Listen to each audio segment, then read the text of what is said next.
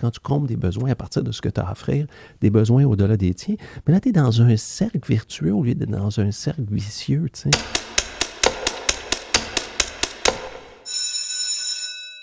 La première chose qu'on va entendre, c'est que donc le succès, c'est pas bon. Puis, tu sais, comme les gens qui nous écoutent, ils vont dire mais OK, donc, tu sais, c'est tellement à l'extrême. On dit, tu sais, c'est polariser la conversation. Soit c'est go, le succès, l'image, parfait. Puis, si on est de l'autre côté, un peu comme tu as mentionné, mais c'est l'autre bord complètement. Non, c'est mauvais ça. Il faut pas avoir des biens matériaux.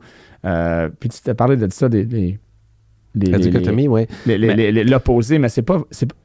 It's not one way or another. C'est pas d'un côté ou d'un autre. Là, en réalité, là, c'est correct de vouloir de travailler puis d'avoir du succès aussi. Là, parce que juste être clair que souvent, les gens, quand ils entendent faut te trouver quelque chose de bon à l'intérieur, puis non, c'est pas l'argent.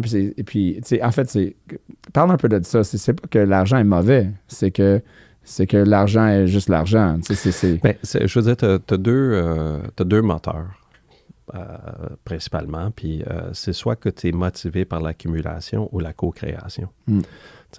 Puis si tu cherches à accumuler, si tu cherches à prendre le message que tu envoies à ton esprit, c'est que tu ne l'as pas.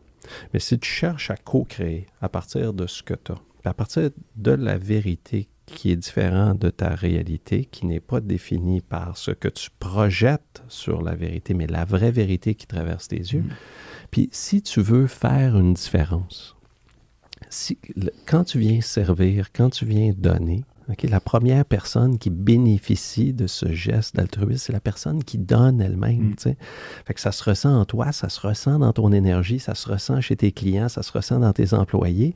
Fait que tu vas probablement avoir des meilleurs résultats, puis tu vas probablement faire beaucoup plus de cash.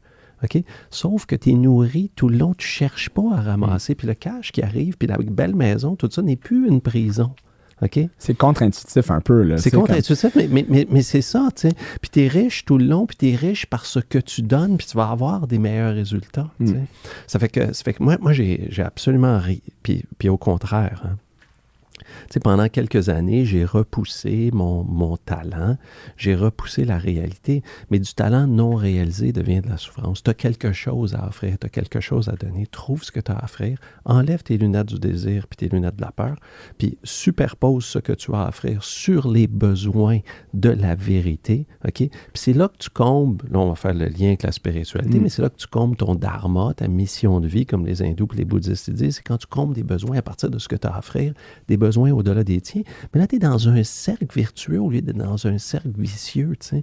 Plus tu donnes, plus tu es riche, plus tu es nourri, plus tu as du succès. Puis après ça, l'argent qu'il fait avec ça, tant mieux pour toi. Puis là, ça va venir automatiquement. Ça va venir automatiquement. Un symptôme au lieu d'un but ultime.